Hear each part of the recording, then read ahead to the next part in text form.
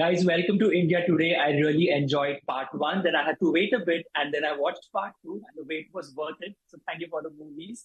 I want to ask you, as fans of movies, is there a sequel or a part two of a film that you absolutely hated waiting for? Like it could be any film while you were growing up or while you were fans of cinemas. Were you anticipating a part two? Oh, was there a part two that you hated waiting for? I mean, I think that I always hated waiting for a part two if there was a film that I loved. Yeah. So, to me, making Rebel Moon and shooting part one and part two together, that always sounded very exciting to me. You know, to have only a few months in between these two chapters. Yeah. It's exciting, and I can't wait for the world to see it. Same. I agree. Rebel Moon absolutely is a terrific experience.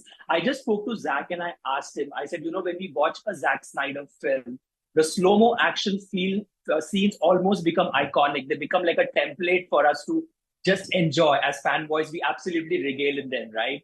And I asked him, is there a slow motion scene of another director who hasn't got enough credit for choreographing those scenes? And he said Guy Ritchie. He doesn't get enough credit for making these really cool action set pieces. Do you guys have any choices in this space in terms of just the action films that you enjoy apart from Zach?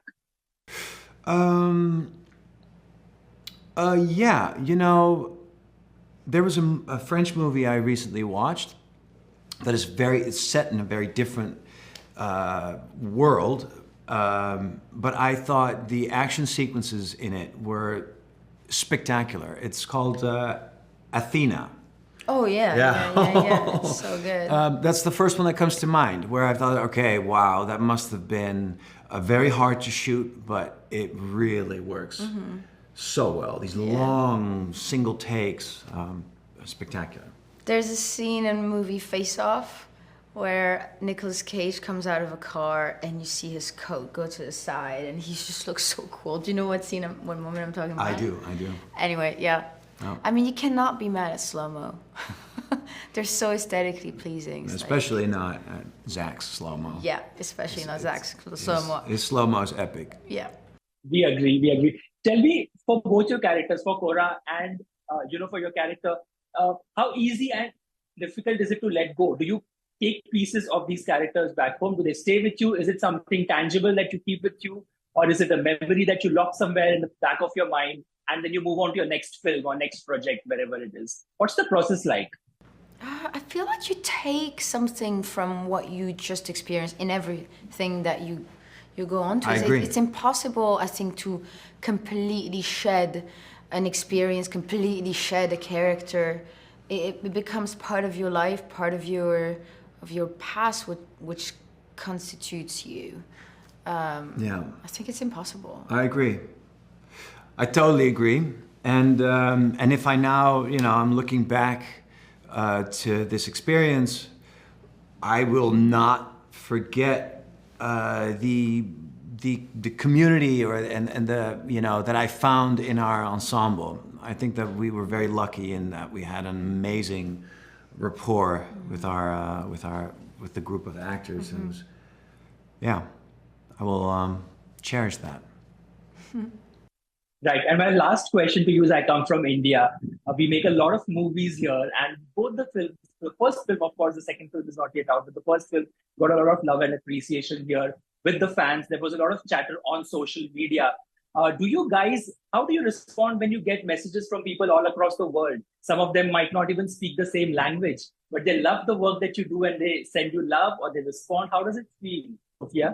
I mean, it's an honor every time you feel like you've touched someone on any level. Some people can relate, some people are just amazed, or they just are absorbed by the magical aspect of what you've done. Some people are more prone for the action, and I think it's always so satisfying and just to see that people respond to the hard work you've put out there, I to agree. any effort that you make in general, because we genuinely put our heart and soul into what we do, and we all did, particularly in this project.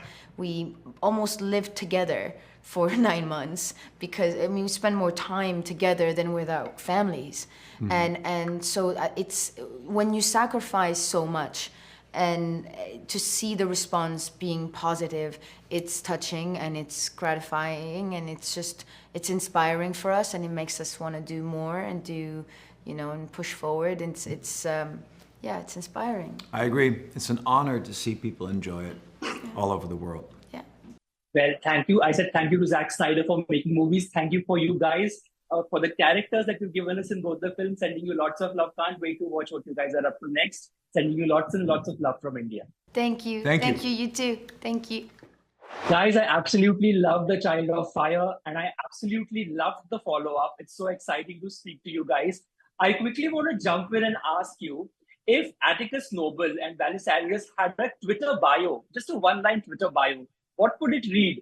What would your character's bio read? That is good. I think someone like Noble, I think it would just be like his rank.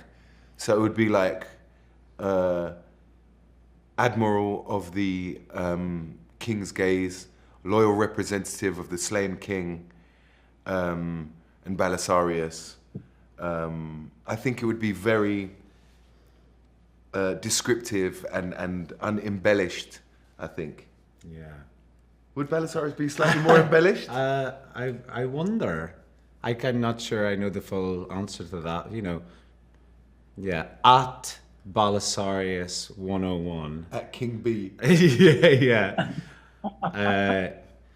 Regent loves cooking, walking his dog, and Friends. Episodes of Friends. And Friends. Yeah.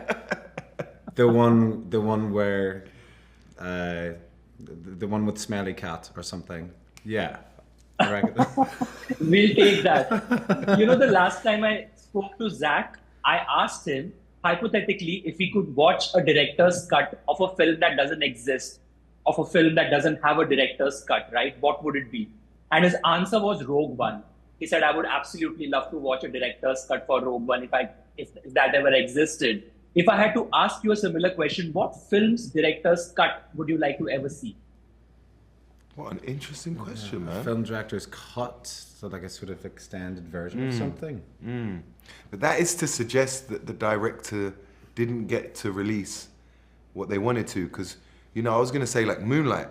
Then I think Barry released the movie that he wanted to release for that. So director's cut. Just because, why not? Barbie, because there were loads of other cameos in there. Right. Olivia Colman shot for it. Seriously? Yeah. So just because it's timely, I wouldn't mind seeing the full edition of Barbie. And one of my favorite movies of all time is Grease. So I'm just going to say, yes. Give me some more, man. Yeah. Give me some more. Tell me more. Oh, wow. More. Yeah, tell Give me more, that man. extended cut. Yeah. We would love that. Tell me, apart from Rebel Moon, if you had to pick a slow-mo action scene, because we love when Zach goes into that zone and he absolutely gives us what the fanboys want, right? What's your favorite all-time slow-motion scene in an action film, apart from the film that you've been part of? The ones that I can think of is, I love the way The Raid and The Raid 2 the action is shot in that. That was something which for me was a new way of shooting action. When people would fall, the camera would fall down with them and go with them, and there was really interesting camera work there. So I think Edwards' work on The Raid and The Raid 2, I think. This is very, very random that I'm thinking about this one. Again, I think it's because it's timely and it's Easter time. Are you going to say Barbie again? No. I was thinking of The Passion of the Christ. Right, I know, Ron, because it's Easter, and I was thinking about it, which is a brilliant film. Did you see Once it? mind does wander to Passion of Christ at Easter. Well, it does. I'm Catholic. And there's a scene like the actress playing Jesus' mother falls to the ground in grief and pain, and it's like slow-mo, and it's the way that slow-mo can be used to really, really capture detailed emotion. I don't know, it's a very random choice for That's me. a brilliant choice. But why not? That famous action movie, The Passion of the Christ. Yeah.